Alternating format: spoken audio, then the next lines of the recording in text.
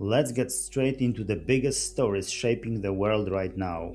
Oil prices are spiking, alliances are crumbling, and the political drama in Washington is reaching a boiling point. Let me walk you through what's actually happening behind the headlines. Let's start with the Strait of Hormuz situation because this is genuinely bizarre. Iran has been trying to hand Trump an exit ramp from this war, and he keeps swerving away from it. The latest is that Iran put a serious proposal on the table. They would reopen the strait and even address concerns about their nuclear program. This is exactly what the Americans say they want, right? But here's where it gets strange. Trump told his advisors he's not happy with the plan.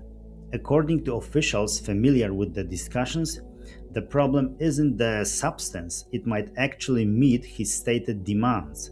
The problem is the optics. If Iran agrees to a negotiated deal, Trump doesn't get to claim total victory. There's no surrender moment, no parade, no grand photo opportunity of American ships sailing through the strait in triumph. And the guy apparently wants his victory arch. Trump has actual plans for a massive triumphal arch in Washington, modeled on the one in Paris, but several times larger. He wants to build it to celebrate winning this war.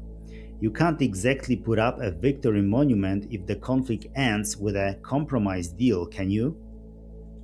Meanwhile, the blockade they keep calling airtight is not. 35 tankers have slipped through since this whole thing started. The official explanation? Those ships are hugging Iran's coastline, staying inside Iranian territorial waters where the US Navy supposedly doesn't operate. Think about that logic. The US is bombing Iranian territory but politely respecting their maritime borders?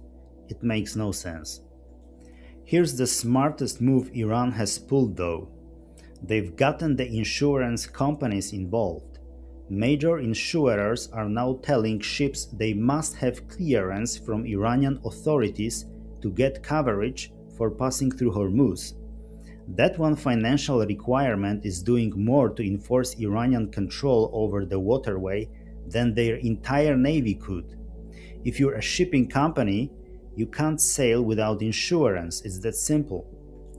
So the bottom line is that Trump seems unable to accept anything less than a Hollywood ending, while Iran quietly makes it more expensive and complicated every day to keep this blockade going. But here's what's really wild about this whole strategy of chasing total victory. While Trump holds out for his perfect moment, his closest allies in the region are bleeding out. And one of them just made a move that changes everything. The United Arab Emirates quit OPEC. This literally just happened. The United Arab Emirates announced they are leaving both OPEC and OPEC Plus effective May the 1st. This is a founding member walking away after nearly 6 decades. The UAE has been in OPEC since 1967 before the country itself was even formally unified. You don't just leave the table after 59 years unless something fundamental has broken. So what's going on beneath the official statements? The UAE government says this follows a comprehensive review and that they need flexibility to meet market needs independently. But the real story is war, betrayal, and survival. The UAE has been absorbing direct attacks from Iran during this conflict, and they are furious that their supposed allies, especially inside the Gulf Cooperation Council, have done almost nothing. Anwar Gargash, a top diplomatic advisor to the UAE president, went public with this anger just yesterday. He said Gulf countries helped each other logistically during the attacks, but politically and militarily, their position has been the weakest historically. He actually admitted he expected nothing from the broader Arab League, but was genuinely stunned by how little even their closest Gulf partners stepped up. Now, here's where it gets pointed. There's a narrative emerging, pushed hard by the voices in the region, that this is about more than economics. Amjad Taha, a well-known political commentator in the Gulf, framed it bluntly. He said, "Congratulations, this is a historic moment. Iran," he said, "was benefiting from OPEC and OPEC Plus, and no one should be sharing a table with what he called a terrorist regime." Whether you agree with his language or not, this captures a sentiment gaining real traction, that staying inside OPEC meant sitting in the same room as the country that's attacking you, negotiating production quotas while missiles are flying. So connect these dots. The war closes the Strait of Hormuz, choking the UAE's ability to export oil. Iran attacks them. The regional allies they counted on go quiet, and they remain locked inside an organization that forces them to coordinate with a bloc that includes the very country bombing their territory. For the UAE leadership, the math no longer adds up. They've essentially decided, "We're done.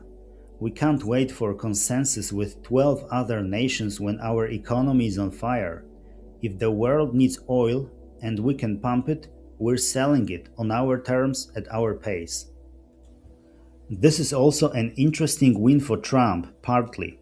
He's been hammering OPEC for years, calling them a cartel that rips off consumers, even linking American military support for Gulf states to keeping oil prices in check. The UAE breaking away weakens OPEC's grip on global supply, which is something Washington has wanted for a long time. But there's a darker implication for American leadership too. The UAE quitting isn't just an economic decision. It's a vote of no confidence in the entire regional security framework that America is supposed to anchor.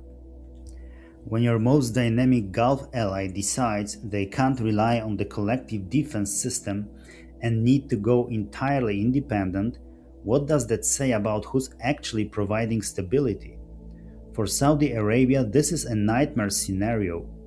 They're losing their most critical partner inside OPEC precisely when they need maximum unity.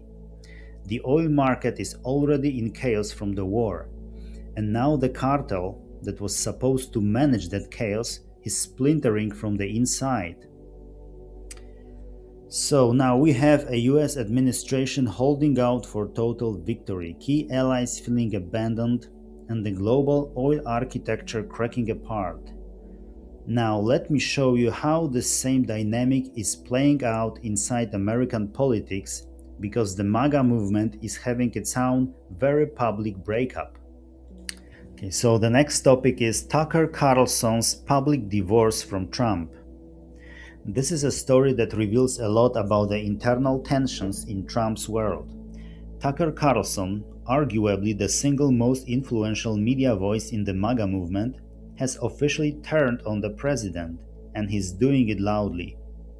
Just to give you the context on why this matters, Carlson isn't some random commentator. This is the guy who personally convinced Trump to pick J.D. Vance as his running mate. He was brought into the Oval Office and paraded in front of oil executives as one of the president's most trusted confidants. He has 6 million subscribers hanging on his every word. When he speaks, the base listens. And now he's saying he hates the war and hates the direction Trump is taking the country. In a recent podcast, Carlson essentially apologized to his audience for convincing them to vote for Trump. He said he took America first literally. He genuinely believed it meant no more foreign wars. That was the promise, and he sold it hard. Now he feels the administration has been captured by the exact same neoconservatives Trump used to campaign against. The most devastating thing Carlson said is that Trump proved the system is stronger than he is. Think about it for a second. The entire MAGA pitch was that Trump would smash the establishment, drain the swamp, break the war machine.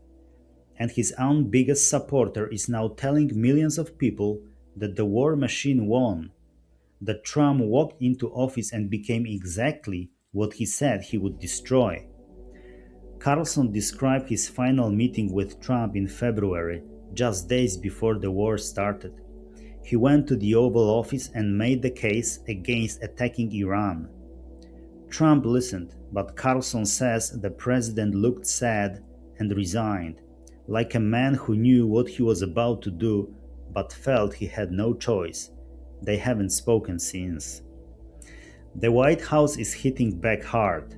The press secretary called anyone who claims to be a conservative and regrets voting for Trump either a fool or a fraud.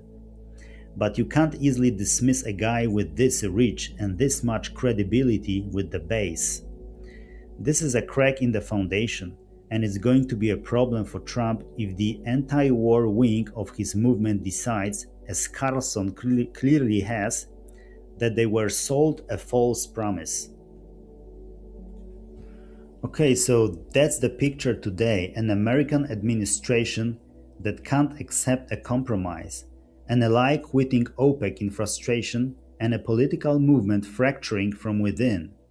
The threads connecting all of this are the war in Iran and the global energy crisis it's triggered.